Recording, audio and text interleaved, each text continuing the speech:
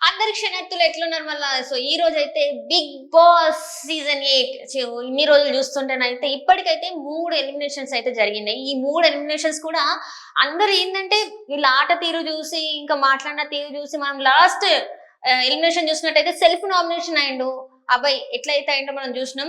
So ఈ 3 వారాలు కూడా చూసినట్టయితే అందరు అనుకున్నది ఏంటంటే, అబ్బా ఏం బిగ్ బాస్ రా అయ్యా, ఈ సీజన్ 8 ఏంద్రమయ్యా, అసలు ఎక్కడ మొహాలను పట్టుకొని వచ్చిండ్రు ఈ సీజన్ 8 లా అని చెప్పేసి ప్రతి ఒక్కరు అనుకుంటున్న ఇదిలో, అంటే అందులో మనం చూసినట్టయితే కొంతమంది మాత్రమే మనకు తెలిసిన మొహాలు ఉన్నాయి, అది కూడా ఒక్కరిద్దరు మాత్రమే తెలిసిన మొహాలు ఉన్నాయి. మిగతా వాళ్ళందరూ కూడా ఆ కంటెస్టెంట్స్ వచ్చిన తర్వాత, బిగ్ బాస్ 8 లకు వచ్చిన తర్వాత వాళ్ళ గురించి వాళ్ళ పేర్లు పెట్టి ఎతకడము, గూగుల్ సర్చ్ లో వేయడము, ఇట్లాంటి అన్ని జరిగినాయి. కానీ ప్రాపర్ గా మాత్రం ఎవ్వరు కూడా ఎక్కడ కూడా ఎవ్వరికి అసలు నార్మల్ జనాలకైతే తెలియదు. అయితే ఇట్లా పోతున్నా అంటే ఫస్ట్ ఎలిమినేషన్ మనం చూసినట్టయితే బేబక్క ఎలిమినేషన్ అయింది. బేబక్క ఎట్లా ఫేమస్ అంటే, మంచు లక్ష్మి ఏవైతే కొన్ని మాటలు మాట్లాడిందో, water should be like or should be like role అన్నమాట అని చెప్పి అట్లా కొంచెం ఫేమ్ లోకి వచ్చింది. ఆ సీజన్ 8 లో అయితే ఆమె కూడా వచ్చింది. సో ఆ వచ్చిన ఆ వీకే ఎలిమినేట్ అయిపోయింది. ఆమె వచ్చింది, అట్లా వచ్చింది, ఇట్లా అంటే ఒక్కసారి వచ్చి పో మెరుపు తీగ అన్నట్టే ఎలిమినేట్ అయిపోయింది. ఇక సెకండ్ నామినేషన్ చూసినట్టయితే ఇటీవల కాలంలో ఇక ఆయన అంటే మగవాళ్ళకు కూడా మాకు కూడా హక్కులు ఉంటాయి, రైట్స్ ఉంటాయి, మా కోసం కూడా మేము పోరాడతా, నేను ఎవరికైనా పురుషుడికి ఏదైనా కష్టం వస్తే నేను పోయి నిల్చుంటా అని చెప్పేసి అయితే చాలా వరకు మాట్లాడిండో. ఎట్లా అంటే రాస్తారు విషయంలో మనం చూడొచ్చు, ఆయన ఎంతవరకు ఎంత ఎక్స్టెండ్ పోయిందో కూడా చూడొచ్చు. ఆయన కూడా ఏంటంటే ఆయన జోకుల వల్ల ఆయన ఎలిమినేట్ అవ్వాల్సి వచ్చింది. కానీ ఆయన ఇంటర్వ్యూ చూసిన తర్వాత నేను మస్తు అక్కడ ఆడినా కానీ ఎక్కడ కూడా నాకు చూపెట్టలేదు అని చెప్పేసి ఆయన అయితే చెప్పడం జరిగింది. ఇక థర్డ్ ఎలిమినేషన్, ఈ ఎలిమినేషన్ అయితే అది ఏం ఎలిమినేషన్ నాకు కూడా అర్థం కాని పరిస్థితి. అసలు అబ్బాయి ఎట్లాడిండు, నిజంగానే ఎలిమినేట్ అయ్యే క్యాండిడేటా, సెల్ఫ్ నామినేషన్ వేసుకున్నంత మాత్రం ఎక్కడ కూడా ఆడలేదా మరి నిజంగానే? అంటే చాలా వరకు ప్రజల్లో ఉన్న డౌట్ ఏంటంటే, అబ్బాయి నవీన్ ఎవరైతే ఉన్నారో ఆయన అంటే చిన్న చిన్న అంటే హీరో పక్కన ఫ్రెండ్ క్యారెక్టర్ వేసుకున్న అతను అంటే బిగ్ బాస్ లోకి వచ్చిన తర్వాత మంచినే మాట్లాడింది, అందరితో కలిసింది. కాకపోతే బిగ్ బాస్ ని కొన్ని మాటలు అన్నట్టు బిగ్ బాస్ ఇక్కడ రూల్ చేస్తాడు, బిగ్ బాస్ చేస్తాడన్నప్పుడు ప్రతి సీజన్ లో కూడా బిగ్ బాస్ ని ఎవరన్నా ఏమన్నా అంటే ప్రతి సీజన్ లో కూడా వాళ్ళని బయట పంపించాలి. వాళ్ళ మీద బిగ్ బాస్ నీకు తిట్టే రైట్ లేదని నాగార్జున సార్ గానీ ఇంకా మేనేజ్మెంట్ గానీ అంటే బిగ్ బాస్ గానీ చెప్పాలి. మరి ఇంత ముందు గతంలో ఎప్పుడు మరి బిగ్ బాస్ ని ఎవరు తిట్టలేదా, ఎవరు ఒక మాట అనలేదా, అన్నారా లేదా మరి వాళ్ళకే తెలవాలి. కానీ ఈసారి మాత్రం బిగ్ బాస్ ని ఇట్లా అన్నారు, అట్లా అన్నారు, బిగ్ బాస్ కింగ్ ఇక్కడ, ఇది బిగ్ బాస్ సామ్రాజ్యం అని చెప్పేసి అయితే మాట్లాడడం జరిగింది. అట్లా ఆయనకి రెడ్ కార్డు కూడా ఇచ్చుడు జరిగింది. అట్లనే ఇక అక్కడ స్టేజ్ మీదకి వచ్చినాక నాగార్జున సార్ ఏం చెప్పిండంటే, మనం మంచిగా మాట్లాడితేనే మనలో ఉన్న పాజిటివిటీ బయటకు వస్తుంది, అదే ప్రజలు చూస్తారు, అందుకే ఈసారి ఓటింగ్ గా నువ్వు తక్కువ ఉన్నావు, అందుకే నువ్వు ఎలిమినేట్ అయినావు అని చెప్పేసి ఆయన బయటికి పంపించిండు.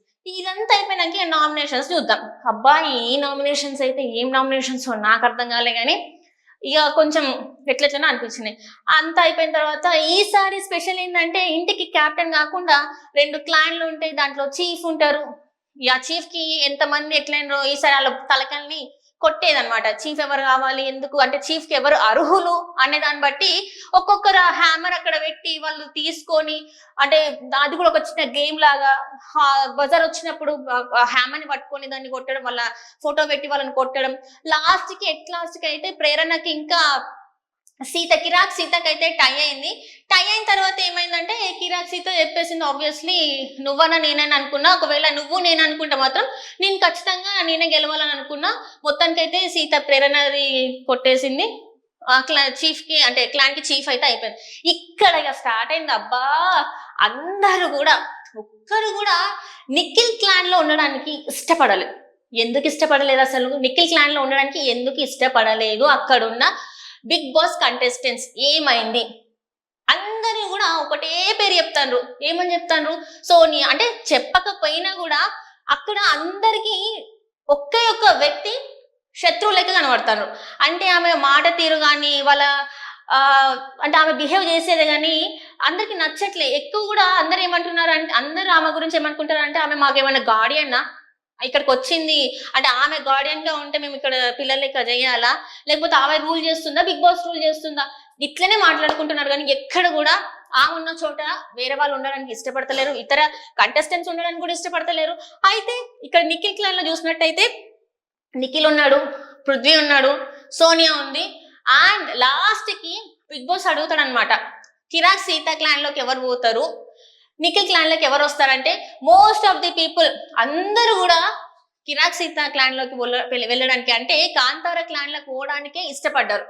పోయిండ్రు అంత అంటే లాస్ట్ కి ఒక ట్విస్ట్ ఏంటంటే లాస్ట్ కి ఎవరు ఉంచిండ్రంటే ప్రేరణ ఇంకా మన మణికంఠ ఉంచిండ్రు. ఉంచిన తర్వాత అక్కడ ఏంటంటే బిగ్ బాస్ చెప్తారు, మీరు మీరు అంటే ఏ క్లాన్ లోకి పోవాలి అనుకుంటారు, మీకు ఆప్షన్ లేదు, మీరు ఖచ్చితంగా శక్తి క్లాన్ లోకి పోవాలి అంటే వాళ్ళకి ఇష్టం అనిపించదు అనమాట. ప్రేరణకు కూడా ఇష్టం అనిపించదు. ప్రేరణ చెప్తుంది, నాకు శక్తి క్లాన్ లకు అయితే పోవడం అస్సలు ఇష్టం లేదు, నేనైతే కాంతార క్లాన్ లోనే ఉంటా అని చెప్పేసి ఆమె కాంతార క్లాన్ లోనే ఉంటది. ఇకపోతే ఎవరైతే ఇక్కడ మన అంటే కాంతార క్లాన్ లోకి ఉంటది అంటే ఎట్లున్నదంటే బిగ్ బాస్ షఫుల్ చేయమన్నారు. ఒక కాంతార క్లాన్ లో ఉన్న ఒక పర్సన్ ని కన్విన్స్ చేసి ఇటు శక్తి దాంట్లోకి పంపిస్తే ప్రేరణ ఇటు ఉండొచ్చు అంట. నా మణికంఠని అడుగుతారనమాట, అందులో ఉన్న వాళ్ళు ఎవరైనా షిఫ్ట్ అవుతారా అన్నప్పుడు మణికంఠకి ఎవ్వరు సపోర్ట్ రారు. మణికంఠ వచ్చేసి ఇష్టం లేకున్నా ఇంకా ఆప్షన్ లేక చచ్చినట్టు శక్తి క్లాన్ లోకి వచ్చిండు. అప్పుడు మళ్ళీ ఏమైంది, ప్రేరణ అంటది, నాకు శక్తి క్లాన్ లకు ఓడైతే అస్సలు ఇష్టం లేదు, బిల్కుల్ నాకైతే మనసొప్తలే అని చెప్పేసి అంటే బిగ్ బాస్ ఏం చెప్తాడు, నువ్వు కాంతార క్లాన్ లో ఉన్న ఒక్క పర్సన్ ని ఖచ్చితంగా నువ్వు కన్విన్స్ చేస్తే వాళ్ళు ఇటు వస్తారు, నువ్వు ఇక్కడ ఉండొచ్చు అంటే అప్పుడు యష్మి ఉండి సరే మరి నీ ప్రేరణ ఇక్కడ ఉంటది, నేను అటు పోతా అని చెప్పేసి అంటది. మొత్తానికి వాళ్ళకి వాళ్ళు రియలైజ్ అవుతారనమాట, శక్తి క్లాన్ వాళ్ళు మన దగ్గర ఉన్నోళ్ళు ఎందుకు మన టీంలోకి రావట్లేదు అని అయితే కొంచెం అయితే ఆలోచించడం స్టార్ట్ చేసిండ్రు. మరి నిజంగానే వాళ్ళకి ఆ ఆలోచన వచ్చి ఎక్కడ తప్పు జరుగుతుందని ఆలోచించుకుంటారా లేదా మరి ఏం జరుగుతుందో తెలియదు. మొత్తానికి అయితే శక్తి క్లాన్ లో అయితే నిఖిల్, పృథ్వీ, సోనియా, మణికంఠ, యష్మి ఉన్నారు.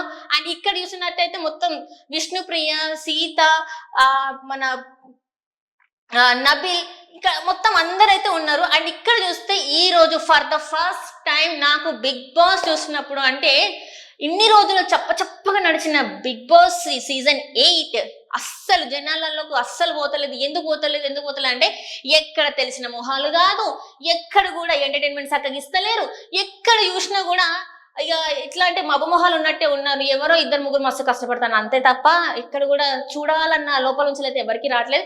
ఇంకా దాంట్లో చూసినట్టయితే టీఆర్పీ రేటింగ్స్ కూడా నాగార్జున సార్ అయితే వచ్చి ఇంత వస్తుంది అంత వస్తుంది అని చెప్తున్నారు వ్యూవర్షిప్, అదంతా అయితే నిజంగా అది గానే కాదు.